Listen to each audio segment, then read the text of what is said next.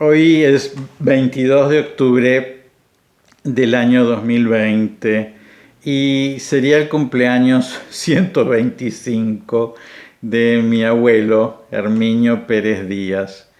Y quiero celebrarlo con ustedes y contarles algo lindo que hay en mi corazón de recuerdos sobre él, que nació, ya les digo, en 1895 y que para mí, cuando yo perdí a mi padre cuando tenía 15 años, en cambio abuelo vivió 15 años más, y entonces yo un poquito lo adopté para que fuera mi padre, porque evidentemente era lo más parecido, era el papá de mi papá, y entonces yo lo adopté, y creo que yo lo adopté, que no me adoptó él propiamente, sino que yo hice un gran esfuerzo porque sentí que necesitaba paternidad y sentí que él podía dármela.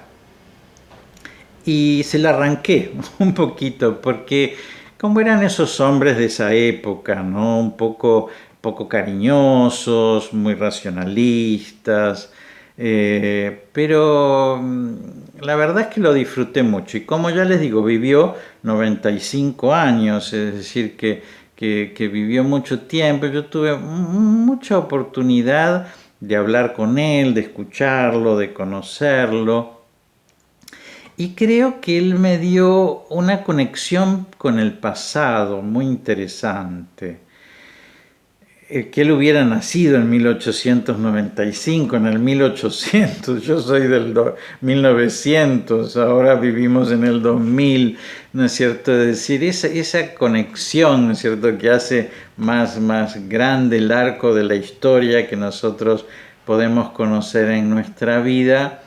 Se lo debo a él, sobre todo que yo hasta hasta los 11 años, perdón, viví en su casa, y entonces evidentemente su presencia fue importante en mi vida, sus cosas, su forma de pensar. Y él era un hombre del Renacimiento, a mi entender. Es decir, vieron lo que llaman los eruditos, que en el Renacimiento todavía la ciencia no estaba lo suficientemente diversificada y crecida como en nuestro tiempo. Entonces nuestro tiempo es el mundo de los especialistas. Entonces el especialista en columna no sabe nada de manos. Pero en la antigüedad no era así. Y alguien que sabía de química sabía de literatura, porque esos eran los eruditos que sabían de todo. Bueno, y para mi abuelo era un erudito que sabía de todo, porque todo le interesaba, porque él había estudiado odontología por una cuestión económica, porque era más fácil conseguir trabajo y poder mantenerse bien estudiando odontología. Pero después de recibirse de odontólogo, estudió también medicina y estudió derecho en la Universidad de Buenos Aires. Y fíjense que durante su estudio, él había nacido en 1895, se da la reforma universitaria de 1917, en la que él participa, es decir, que él contaba cosas que yo conocía por la historia, pero que él las había vivido. Y era un poquito presumido, debe haber sido un hombre buen mozo, era un hombre culto, había tenido una cierta bonanza económica en un momento, y entonces era un poquito presumido, pero cuando uno lo conocía, en realidad no lo era. En realidad era un hombre muy inteligente, como para ser presumido.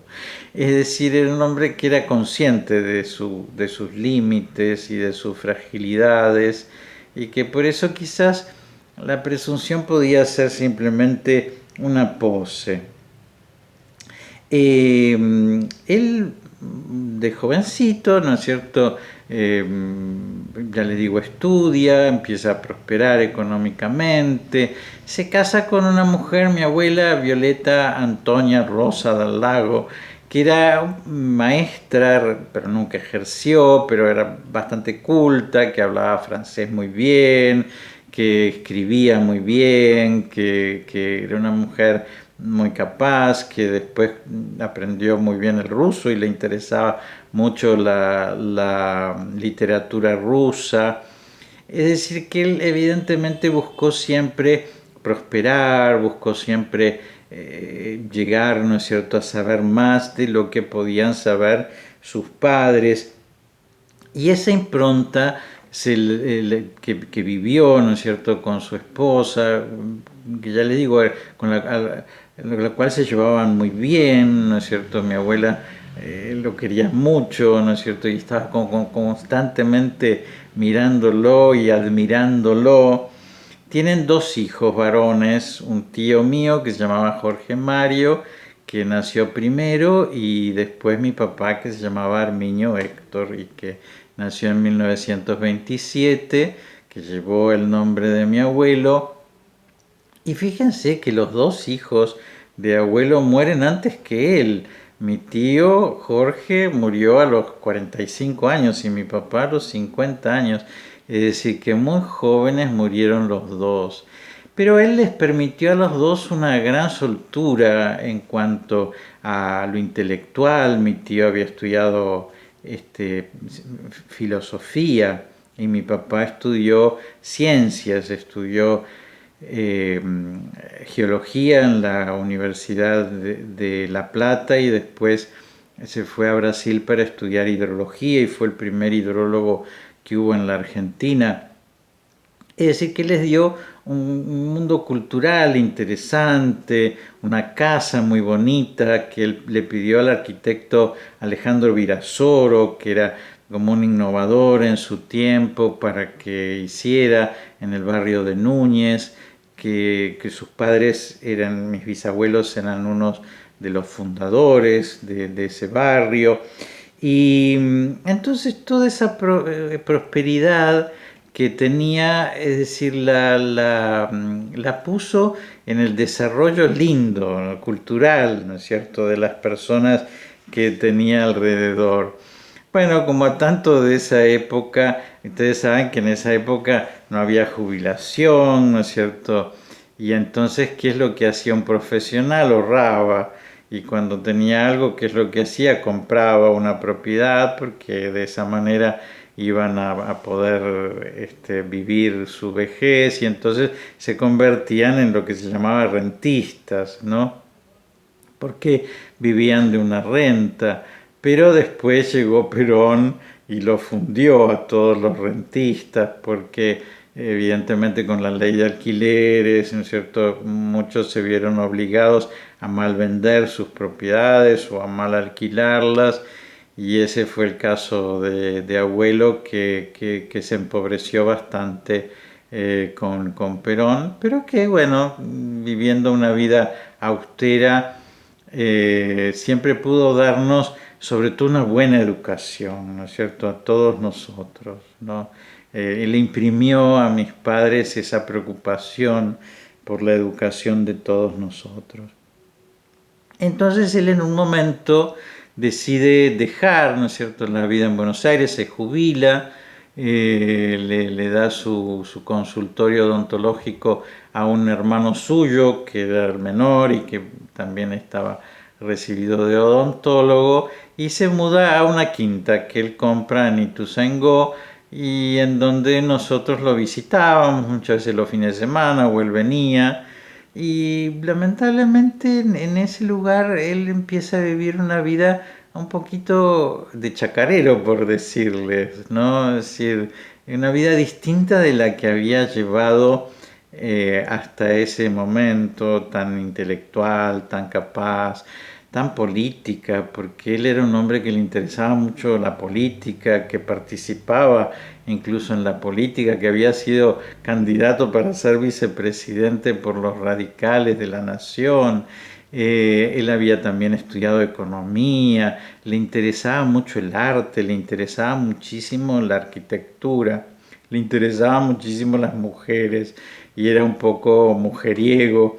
Y una vez yo le pregunto, pero abuelo, ¿a vos qué te gusta de las mujeres? Y entonces me dice los tobillos. A mí siempre me llamó la atención, pero claro, era un hombre de otra época, ¿no? Uno ni se fijaba en los tobillos de las mujeres, pero a él le parecían súper interesantes. Bueno, papá murió, ya les digo, cuando yo tenía 15 años, pero abuelo siempre siguió viniendo. Abuela también murió un año antes que papá.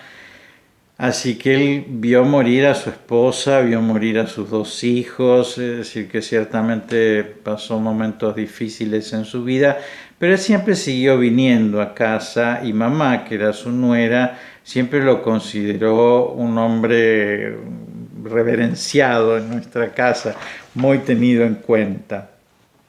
Y sus anécdotas eran súper interesantes, porque evidentemente esto que les digo del arco de la historia, él había sido muy amigo de los del CASE que vivían en lo que era la Casa del Ángel en Belgrano, que era media manzana, y ahí eran los duelos de la época, y entonces abuelo nos contaba cómo habían sido los duelos, y era un hombre muy simpático, muy agradable. ¿Cómo era la religiosidad de abuelo? Para mí siempre fue un tema, ¿no es cierto? Porque evidentemente yo cuando tomé la decisión de ser sacerdote, me importaba mucho la salvación de él, porque él era un hombre grande, que se podía morir en cualquier momento y que no tenía una participación activa, es decir, no iba a misa el domingo, por ejemplo.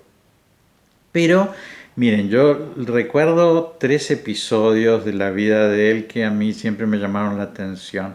Uno fue cuando murió su esposa, que era muy querida de él, ¿no? Y cuando fue el entierro y terminó el entierro y nos dimos vuelta para salir del cementerio, abuelo me miró y me dijo, cristiana resignación. Y para mí eso fue algo muy significativo, ¿no es cierto? Como que él entendía que ese momento de su vida, ¿no es cierto?, de separarse de la mujer que lo había amado, que lo había acompañado durante tantos años, él tenía que tomarlo con cristiana resignación. Ese segundo episodio, que fue muy curioso, fue mi decisión vocacional. Yo decidí mi vocación cuando tenía 21 años, estudiaba Derecho, y entonces mamá lo tomó pésimo, le pareció malísimo. Me hizo todo lo posible para que yo no siguiera este camino. Y entonces, como abuelo era tomado como una palabra santa, ¿no es cierto? Como alguien con mucha autoridad, y ya papá había muerto, entonces mamá me dice, andá y contale a tu abuelo para ver qué piensa él de esto. Segura de que abuelo me iba a decir, pero no, mijito, ni se te ocurra. Y abuelo, cuando yo le conté, me dijo, pero muy bien, mijito, no hay nada mejor que dar la vida por los que se aman. Una palabra de Jesús. Pero yo no sé de dónde la sacó abuelo, ni cómo se le ocurrió en ese momento, pero a mí me mostró primero la fe que había escondida, ¿no es cierto?, detrás de él, pero por otra parte la profundidad, ¿no es cierto?, que tenía, que quizás mamá era más Susanita de Mafalda, ¿no es cierto?, quería que yo me casara y tuviera hijos para darle nietos, ¿no?, porque esa era su alegría.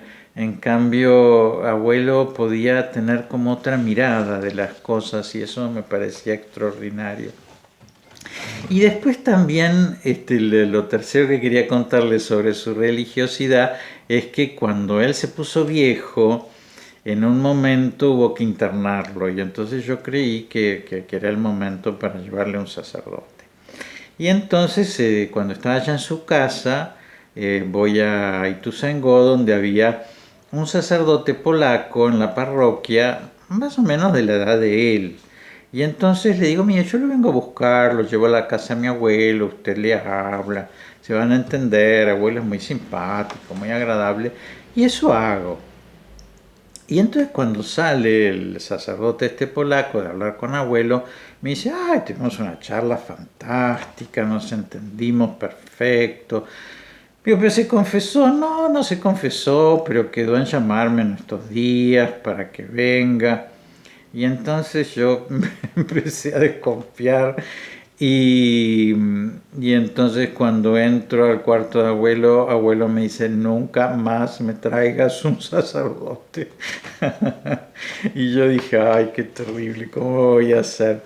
Y entonces ahí empecé a hacer los 9 primeros viernes de mes, los que proponen Sagrado Corazón, la comunión de 9 primeros viernes de mes, por él, pidiendo para que él tuviera los medios necesarios para su salvación, como es una de las promesas del Sagrado Corazón, antes de su muerte. ¿Qué les cuento? Que en un momento él me pide que le lleve un sacerdote. Y entonces yo, que vivía con el padre Armelín, porque ya tenía la decisión de ser sacerdote, lo llevé al padre Armelín, el padre Armelín lo confesó, y a partir de ese momento él recibió la comunión con frecuencia, y yo tuve una gran alegría porque, estando él vivo todavía, yo recibí lo que se llama el ministerio del acolitado, que es uno de los pasos que uno da como seminarista para ser sacerdote, y que lo habilita a uno a darle la comunión a las personas. Y entonces pude darle la comunión a él, y él estuvo en mi ceremonia del acolitado. Tuvimos que traerlo con una silla porque le resultaba difícil moverse, pero tuve esa gracia de tenerlo, como mi hermano tuvo la gracia de que estuviera presente en la ceremonia de su matrimonio. Muchas veces me pregunto, para mí es una persona muy importante en mi vida, ¿no? Y me pregunto qué aprendí de él. Y bueno, lo primero que aprendí de él fue el método y la paciencia. Él era un hombre muy metódico. Y entonces él, algunas veces cuando me veía atolondrado, me decía, mira Eduardo, vos cuando tengas muchos problemas, sentate. Poné todos los problemas de este lado. Y entonces agarrás el uno, el más fácil de resolver o el más urgente. Entonces lo resolvés y lo pones de este lado. Después mira de este lado y sacás otro. El más fácil o el más urgente, lo resolvés y lo pones de este lado. Después sacás otro. Y pues en un momento mirás ahí y no hay nada. Y mirás acá y está todo resuelto. Y saben que fue así, ¿no es cierto? En la vida es muy raro que me agite mucho, ¿no es cierto? Soy una persona bastante pacífica, pero eso en gran parte lo aprendí de él, que era un hombre que, ya les digo, se mantenía siempre su compostura. Después, en este sentido, ¿no? Aprendí de él a ser un señor. Para mí esto fue muy importante. Yo no tuve una formación muy religiosa, no fui a colegio religioso, fui a colegios ingleses, no tuve una gran formación religiosa en mi casa, a pesar de que sí me prepararon para la primera comunión, para la confirmación. Pero lo que sí tuve, tanto en abuelo como en papá, sobre todo, el ejemplo de ser un señor, ¿no es cierto? De lo que es la palabra, de lo que son los principios, de lo que es justamente este no agitarse por las cosas, ¿no es cierto? El tener señorío sobre las cosas que le pasan en la vida, de no perder el pie, de ser providente, de saber entender a la persona que no tiene educación, a la persona que es más débil, a la persona que necesita que nosotros amparemos y protejamos. Eso lo aprendí de él, y para mí la conjunción de ser un Señor con Jesucristo, ¿no es cierto? Que es un Señor, pero que le agrega un sentido espiritual, ¿no es cierto? ¿No? Porque es un Señor sobre su corazón, que puede llegar a amar, que puede llegar a perdonar, que puede ser humilde. A mí esa conjunción de lo que recibí en casa y de lo que recibí de la fe me pareció maravillosa y nunca encontré un desencuentro entre esas dos cosas, ¿no? Y entonces, no sé, yo quisiera ser un señor cristiano, ¿no es cierto? Las dos cosas. Después también aprendí de él el valor de la patria y lo que significa la república, las instituciones, la división del poder, el poder legislativo, el poder ejecutivo, el poder judicial. Aprendí de él lo que significa la regla, la norma a la cual hay que adecuar la conducta. Aprendí el horario, aprendí la formalidad, ¿no es cierto?, el cumplimiento. Él decía que él era más kantiano que cristiano. Puede ser que haya tenido que ver mucho en su educación, ¿no es cierto?, las enseñanzas de Kant, ¿no es cierto?, de ese imperativo categórico, moral, ¿no es cierto?, en donde el bien se hace porque está bien, porque corresponde.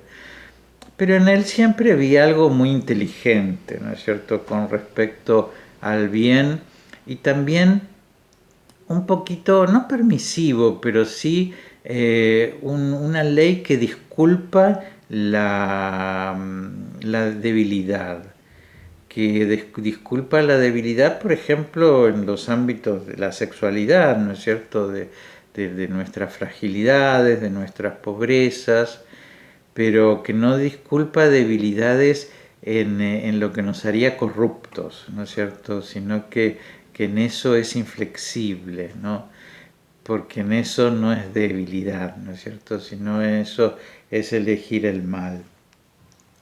Y después, si bien también eso lo tengo por mi abuela materna, que tenía una gran valoración por lo estético, abuelo tenía una valoración por lo estético más formada de lo que podía tener abuela, ¿no? Entonces, evidentemente en él encontré este camino de la belleza, que para mí siempre fue muy, muy importante.